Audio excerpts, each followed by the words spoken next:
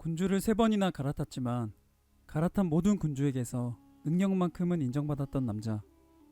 유비에게 제갈량과 함께 아들 유선을 보좌해달라 부탁받은 탁고 대신이었던 형님. 제갈량 다음 가는 위치까지 올랐던 승승장구의 표본. 바로 이염 형님입니다.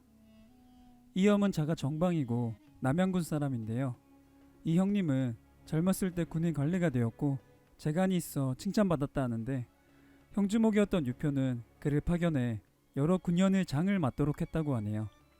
이후 조조가 형주로 진입하자 당시 자귀현을 다스리고 있던 이염은 서쪽의 총나라로 달아났다고 하는데, 이염이 조조에게 대항이라도 하다가 끝내 어쩔 수 없이 도망간 건지 아니면 그냥 싸울 생각도 없이 도망간 건지는 정확히 모르겠으나, 도망쳐온 이염을 받아들인 유장은 그를 성도의 현령으로 임명했는데, 여기서 이염은 유능하다는 평가를 받았다고 하네요. 그렇게 유장의 밑에서 생활을 하다가 213년 이염 형님을 호군으로 임명해 면죽에서 유비를 막을 것을 지시했는데, 이염은 이번에는 병사들을 이끌고 유비에게 투항했고, 유비는 이염 형님을 비장군으로 삼은 후 성도가 평정되자 건의태수 흥업장군으로 임명했다고 하네요. 여기까지 보면 군주를 3번이나 갈아탄 형님이라 뭔가 석연치 않다 싶다가도 유표, 유장, 유비가 받아들였고 유비의 밑에서는 꽤나 승승장구했던 것을 보면 능력만큼은 출중한 형님이 아니었을까 싶습니다. 3명의 군주들에게 픽을 받은 형님답게 이염은 유비의 휘하에서 높은 성장세를 보여주는데요. 218년에 도적 마진과 고승 등이 모반하여 수만 명을 모아 자중현으로 진격했을 때 당시 유비는 한중에 있었고 이염은 병사를 다시 징발할 수 없는 상황이었는데, 이 형님은 군사 5,000명만 이끌고 가서 마진과 고승 등의 머리를 베어버렸다고 하네요. 또 월수 만족의 우두머리 고정이 군대를 보내 신도현을 포위하자 이염 형님은 기병을 데리고 가서 적을 모두 쫓아내버렸다고 하는데, 이후 이염은 보안장군에 임명되고 건중군 또한 그대로 관리했다고 하네요.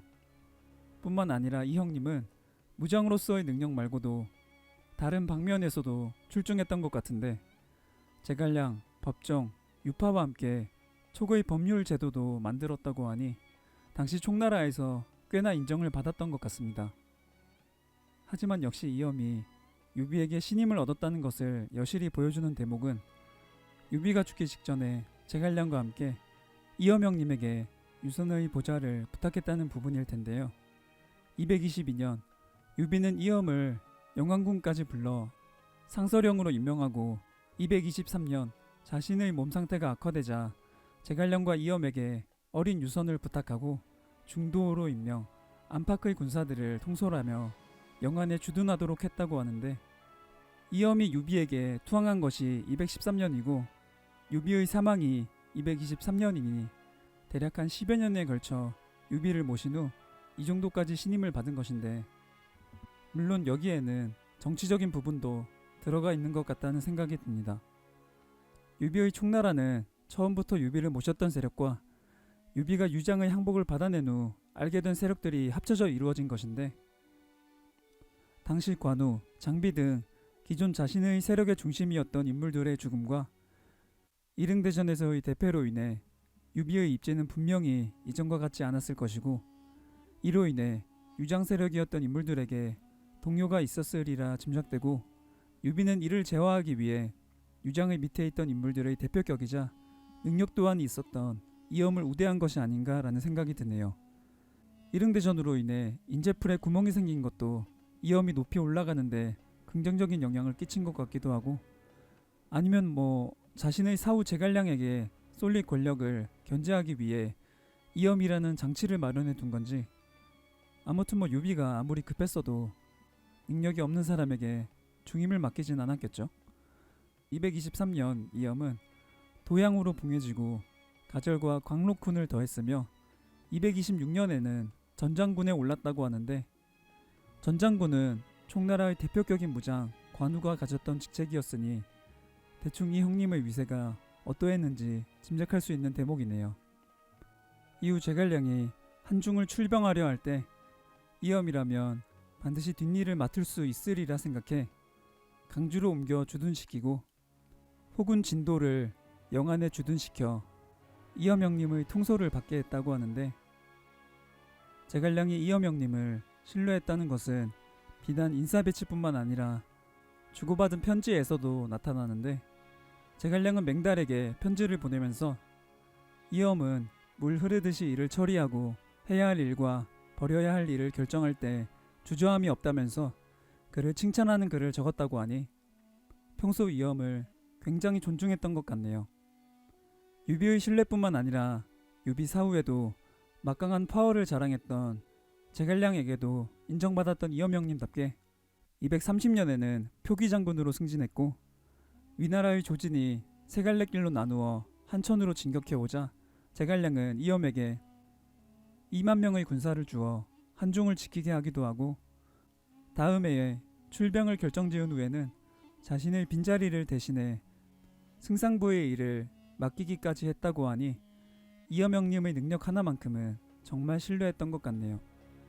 하지만 마냥 승승장구할 것 같았던 이엄을 몰락하게 만든 상당히 이해하기 힘든 사건이 하나 발생하게 됩니다. 231년 봄에 제갈량의 군대는 기산에 주둔하였고 이엄이 수송 업무를 감독하고 있었는데, 때마침 운이 없게도 여름부터 가을까지 장마비가 쏟아져 식량 운송에 차질이 생겼고, 이엄은 결국 참군 호충과 독군 성번을 보내서 제갈량에게 후퇴해서 돌아오라는 뜻을 전했고, 제갈량은 이를 받아들여 군대를 뒤로 돌렸는데, 이엄은 자신이 수송 업무를 완수하지 못한 것에 대한 책임을 회피하기 위해 군량미는 충분했는데 왜 돌아왔냐라는 뜬금없는 발언을 날리며 제갈량에게 진군하지 않은 잘못을 떠넘기려 했습니다. 또 군주인 유선에게는 우리 군대가 뒤로 물은 것은 전략상 퇴각이고 적을 유인해서 함께 싸우려고 하는 거짓 퇴각이다라는 표를 올려버립니다.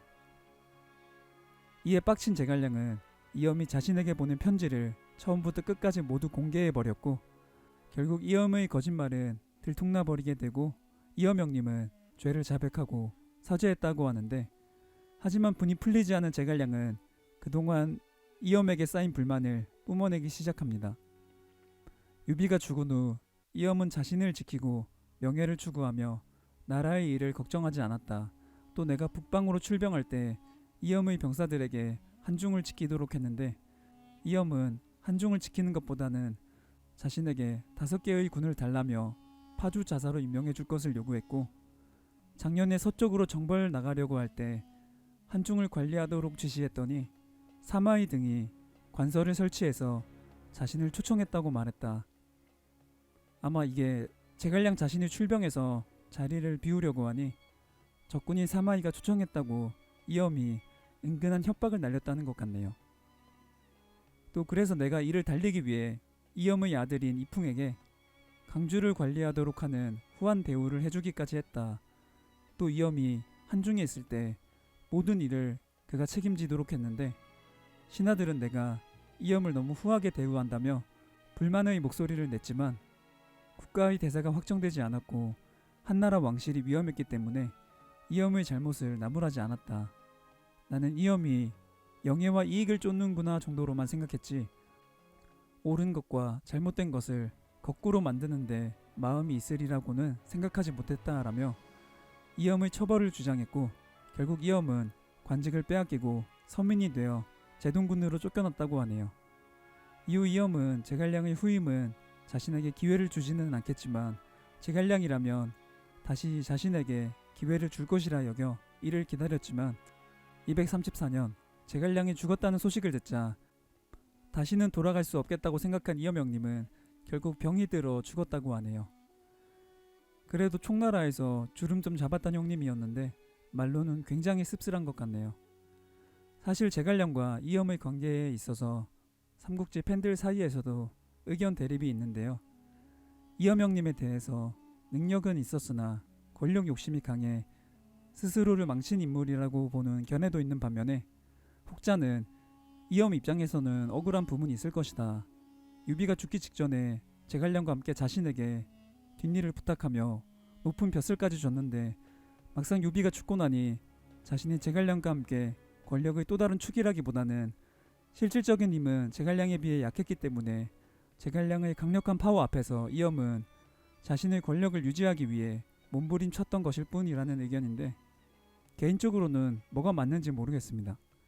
어느 쪽 의견이던 간에 결국에는 이엄 형님이 권력욕이 있었다는 것으로 결부되는 건지, 아니면 이엄도 권력욕이 있었지만 제갈량도 권력욕이 있었다는 것으로 결부되는 건지, 그냥 둘이 권력 다툼하다가 한쪽이 진 건가 싶기도 하고, 그것도 아니면 제갈량은 그냥 급속도로 성장하는 이엄을 견제하려는 생각 따윈 애초에 없었고 그냥 정말 순수하게 천하통일이라는 대업을 위해 달렸을 뿐인데, 이엄이 그냥 냅다 뒤통수를 후려친 건지,